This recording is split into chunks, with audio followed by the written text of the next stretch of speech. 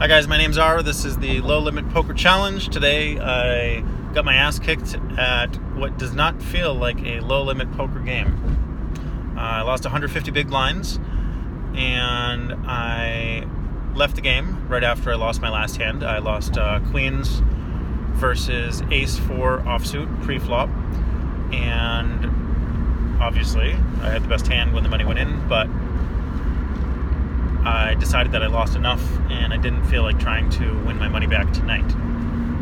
So there was this guy Corin on the table that I lost 6 hands. All of my other 6 hands that I lost for the day, I lost to him. And I'll tell you about the most significant one because it was pretty interesting. So he gives the impression of a guy that is very good at poker, that plays very often. So today I will say that I do not think I was the best player at the table. I got a lot of heat for that when I said I thought I was the best player at the 2550. But I do think Corin is a better player than me, and I'm just stereotyping him. He might not be, but he's definitely not someone that I want to play against very often. Today I think I was actually the 4th best player at the table, out of an average of 7, 8, or 9 people. So he's someone, I would choose to not play my hands against him, and it just worked out that I ended up playing every single one of my hands against him, and I lost all 6 of them. And then finally I lost that hand of pocket queens versus the other guy. So I'll tell you about one hand. I had pocket 4s, and we are playing 10-20 no limit. Corin is under the gun +2 and makes it $60. I'm 2 spots over. I call $60 with pocket 4s, 4 of hearts, and the big blind completes the extra $40. So that means there's $190 in the pot. We're going to see a flop. I'm absolutely hoping for a 4. This is a big game for me, so I'd love to spike a set. And the flop comes out: Ace of diamonds, 7 of diamonds, 7 of hearts, 6 of diamonds. And the big blind checks. Corin decides to check, and I decide to bluff. I bet $125, hoping for 2 folds. That's not what I get. The big blind folds. Corin decides to call the 125 after thinking for a while. It kind of looked to me like he was trying to appear weak, which in general means he is strong. So that's just something I noticed. I noticed he's a good player. I'm stereotyping him as a very good player, and I'm stereotyping him. I mean, I'm assuming that he has a strong hand just based on my read. So I decide that I am completely done with this hand. So dealer puts out the next card. It is the 5 of hearts. Now there are 2 hearts on the board. There's 2 diamonds on the board, and there's 3 cards to a straight. So if he has something like 8-9, then he has a straight. I was guessing that he just had an ace, so I don't want to value bet against. I mean, I'm done with the hand. Basically, I have the bottom end of a straight draw. He decides to check, and I'm just hoping a 3 or an 8 come for the next card. So I check back. The next card is a 3. It's the 3 of hearts.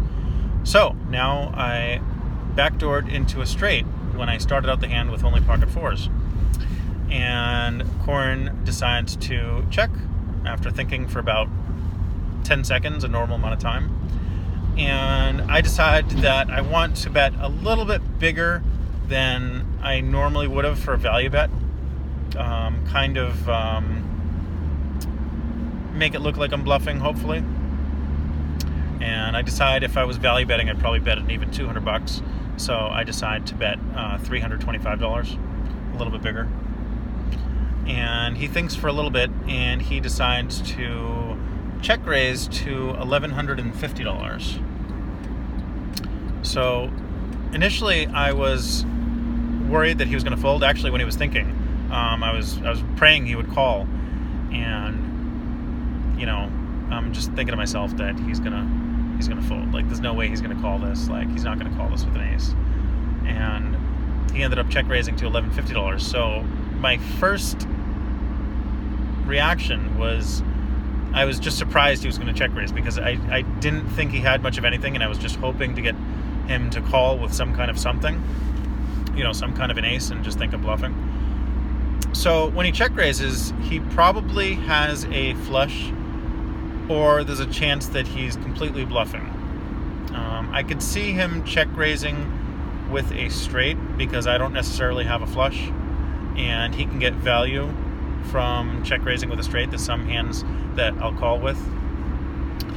So if he has a hand like 8-9, if he has just a 4, I can see him trying to check raise and getting me to pay off with some kind of an ace, whatever, for 2 pair. Even though I didn't have the flush, I did feel like I was on the stronger end of my range, and I don't think I'm supposed to necessarily only call with flushes. So I thought about it for a little while, but I didn't want to think too long, because if I folded, I would probably really regret folding and be thinking about that hand for a while, because I think there are plenty of hands I could beat. Not plenty of hands I could beat, but I think there's plenty of hands that he could be bluffing with. So, and if I was him, there's plenty of hands that I would choose to bluff myself with in that spot.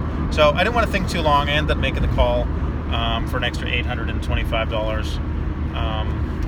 But I was wrong to make the call, or in that particular spot I was wrong. I do think overall he could be bluffing a certain percentage of the time. I'm going to have to think about what I think that actual percentage is. And he ended up having ace-jack of hearts, so he flopped the ace and he rivered the flush for the nuts. So I got to think about that one. I maybe made the wrong call on the river, but I do like betting the flop, because I could have an ace, and if no one has an ace, it's just hard to call the flop. So I got to think about that one. Maybe I made a mistake in the hand. It will cause me a little bit of time off the table analyzing the hand. So let me know what you guys think. I'm curious. Sorry if I'm explaining it slowly or like, kind of all over the place, because I'm still kind of like thinking about the hand, and I'm like, oh man, I lost $3,000 today. Did I play the hand right? Should I even play it? And I'm kind of second guessing myself, but I think the plan going forward is to make my money back at 5-10 before stepping up to higher stakes again. Going to do this to avoid a big downswing. It's not fun taking $10,000 or $20,000 downswings in poker, so I like to have very small downswings when I do lose. So back to the 5-10 game. I'll probably be going to Twin River right now. I might just ended up waiting till tomorrow to play. But let me know what you guys think about the hand. I'm curious. And I'll come up with some more cohesive thoughts for the next video. Bye, guys.